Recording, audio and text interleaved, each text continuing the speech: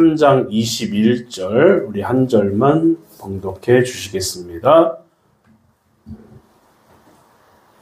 이제는 율법 외에 하나님의 한 의가 나타났으니 율법과 선지자들에게 증거를 받은 것이라. 아멘. 거기까지 맞습니다. 따라합시다. 죄의 해독제. 죄의 해독제. 예, 죄를 지으면 이제 우리가 그 독사에 물린 것처럼 그렇게 됩니다. 독사에 물리면 해독을 해야 되겠죠. 그래서 해독제가 필요하다 해서 죄를 지으면 우리 또한 해독제가 필요합니다. 그래서 죄의 해독제라는 제목으로 말씀을 잠깐 나누는 시간을 갖겠습니다. 여러분, 예수 그리스도의 보혈의 능력이 아니고는 우리가 죄를 끊을 수 없는 줄 믿습니다. 아멘. 죄를 만만히 보지 마시기 바랍니다. 악한 마귀에게는 권세가 있어요. 우리의 이 의지와 능력으로는 도저히 끊을 수 없는 권능이 그들에게는 있습니다. 술 먹는 사람들의 말을 들어보면 처음에는 내가 술을 먹고, 다음에는 술이 술을 먹고, 그 다음에는 술이 나를 먹는다라는 말이 있었습니다. 그렇지 않습니까? 여러분, 술의 배후에는 악한 마귀의 힘이 도사리고 있음을 기억하시기 바랍니다. 인간은 죄를 짓고 죄의 종으로 살다가 죄의 싹신, 사망을 겪고 멸망에 빠지는 그런 존재들입니다. 그것이 바로 인간이고 바로 그런 절망의 상태가 인간의 보편적인 상태가 되는 겁니다. 우리는 이것을 인정하시기를 바랍니다.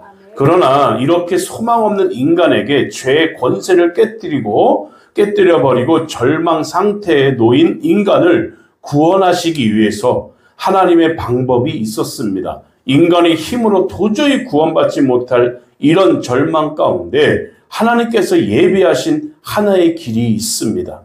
그 하나의 길이 바로 우리가 그렇게도 자랑하고 붙잡고 외치는 예수 그리스도 십자가인 줄 믿으시기 바랍니다. 예수 그리스도의 십자가가 아니고서는 이 모든 죄의 권세를 깨트릴 수가 없어요. 아무리 강한 의지, 고상한 도덕, 또 강철 같은 율법으로도 막을 수가 없었던 이 죄의 세력이 예수 그리스도의 십자가 못 박히심으로 말미암아 깨지게 된 거예요. 21절에 아까 우리가 읽은 말씀 보면 이제는 율법 외에 하나님의 한 의가 나타났나니 율법과 선지자들에게 증거를 받은 것이라. 곧 예수 그리스도를 믿음으로 말미암아 모든 믿는 자에게 미치는 하나님의 의인이 차별이 없느니라 라고 했습니다. 곧 새 희망을 우리들에게 제시하신 것입니다. 세상의 방법으로는 안 되니까 하나님께서 특별한 방법을 우리에게 예비해 두셨다는 거예요. 그것이 바로 뭐라고요? 십자가입니다. 뭐라고요? 십자가입니다. 자기의 독생자를 십자가에 죽음으로 우리 한 사람 한 사람의 죄값을 대신 치르셨던 거예요. 이제 우리는 다만 그 십자가 죽으신 예수님의 구주, 나의 구주임을 믿고 의뢰하고 충성스럽게 살기만 하면 다 되는 거예요. 이것이 하나님께서 이 세상 가운데 주신 유일한 구원의 길인 줄 믿습니다. 길인 거예요. 그래서 사도들은 가는 곳마다 다른 이로서는 구원을 얻을 수가 없다. 천하 인간에게 구원을 얻을 만한 다른 이름을 우리에게 주신 일이 없다라고 사도행전 4장 12절은 말씀하고 계십니다. 이런 의미에서 기독교는 독선적입니다. 뭐라고요? 독선적이다. 왜? 예수님 외에는 길이 없다는 거예요.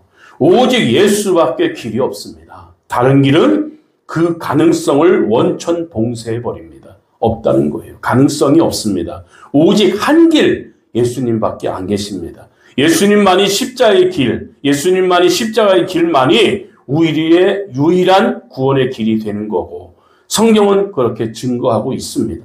요한복음 14장 6절을 보니까요. 예수님은 친히 이렇게 말씀하십니다. 내가 곧 길이고 진리고 생명이다. 나로 말미암지 않고는 아버지께로 올 자가 있다 없다? 없다. 그랬습니다. 예수님 외에는 길이 없습니다. 예수 외에는 진리나 생명이 없음을 여러분 기억하시기 바랍니다. 요즘 교회에서는요, 나름대로 고상한 메시지라고 해서 엉뚱한 소리를 하는 분들이 좀 계십니다. 그러나 예수님의 피로 주고 사신 교회에 이 십자가의 외침이 없다면 증거하는 메시지가 없는 거예요.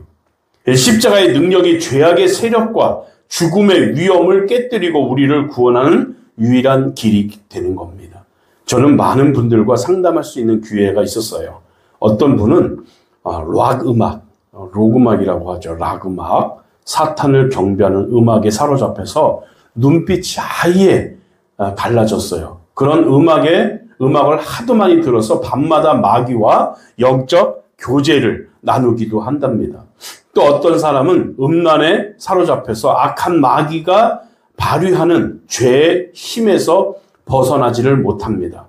인간이 아무리 설득을 하고 조언을 하고 붙들어 주어도 해방되지 못하던 사람이 예수 그리스도의 십자가 능력을 경험하고 난 뒤에는 그 보혈이 심령에 뿌려지니까 악한 마귀에게서 해방되는 모습을 볼 수 있었습니다. 바로 이런 것처럼 죄의 해독제는 예수 그리스도 십자가인 줄 믿습니다. 또한 죄는 죽음의 전조국이라고 할 수 있겠습니다. 로마서 8장에서도 보니까 우리가 죄와 사망의 세력에서 오직 주의 능력으로 말미암아 해방을 얻었다라고 했어요. 자유케 됐다고 선포하고 계십니다. 우리 주변에 죽어가는 영혼들이 많습니다. 십자가의 능력이 아니고는 죄의 세력에서 벗어날 길이 있어요, 없어요? 없습니다. 십자가의 능력이 아니고는 죄의 세력에서 벗어날 길이 없는 것을 여러분 기억하시기 바랍니다. 자신을 성도라고 말하면서 아직도 죄악의 종인 사람이 있습니까? 십자가의 능력을 의지하고 하나님 내 힘으로는 안 됩니다. 내 능으로는 안 됩니다. 오직 예수 그리스도의 십자가의 능력으로 이 죄악에서 끊어주시고 악한 마귀의 괴계를 멸해 주옵소서 하고 간구하기를 바랍니다. 그럴 때 하나님의 능력으로 말미암아 능히 우리가 구원함을 받고 하나님의 도구가 되어서 의욕적인 삶, 승리하는 삶을 살아가게 될 줄로 믿습니다. 사람들은요, 어리석게도 헛된 해결책을 찾아다녀요. 십자가의 길로 나와야 마땅한데 엉뚱한 길로 갑니다. 대표적인 것이 비교하는 것입니다. 비교하는 것. 죄를 절대적으로 보는 것이 아니라 상대적으로 보는 거예요. 내가 뭐 죄를 짓고 싶어져? 너 때문에 죄 진 거 아니야? 네가 날 유혹했잖아 하면서 죄를 상대적으로 보는 거예요. 비교하는 거예요. 그래도 나는 저 사람보다 낫다. 또 이렇게 말하는 사람도 있어요. 저 사람 보니까 저 사람은 나보단 못하네. 내가 낫다. 또 어떤 말을 하는 사람이 있어요? 저 사람이 구원받았다면 나는 저 사람보다는 나으니 나도 구원받겠다. 세상 사람들이 전부 다 범죄를 하는데 나는 저만한 범죄를 저지르지 않았다. 나는 작은 죄 지었으니까 천국 갈 거야 라고 말하는 사람도 있잖아요. 이런 마음이 우리가 정말 조심해야 될 마음인 거예요. 그러나 천국은 상대평가로 가는 것이 아니에요. 100명 중에 20명만 천국 가고 80명은 지옥 가고 그렇지 않습니다. 모든 사람이 믿고 순종하면 다 천국 갈 수 있어요. 그렇지 않습니다. 그래서 모든 사람이 다 순종하고 하나님 말씀을 듣는다면 천국 갑니다. 모두가 다 범죄하고 예수 그리스도의 십자가를 부인하면 다 지옥 백성이 되는 거예요. 누군 가고 누구는 안 가고 그런 게 없습니다. 안 믿으면 천국, 안 믿으면 지옥, 믿으면 천국입니다. 예를 들어보면 전에 세월호가 여러분 침몰했잖아요. 그리고 이태원 참사도 있었죠. 그 침몰하는 뱃속에서 있던 사람들이 다 죽지를 않았습니다. 다 죽었습니까? 죽지 않은 사람도 있습니까? 죽지 않은 사람도 있습니다. 남들도 다 죽는데 나도 여기서 같이 죽겠다.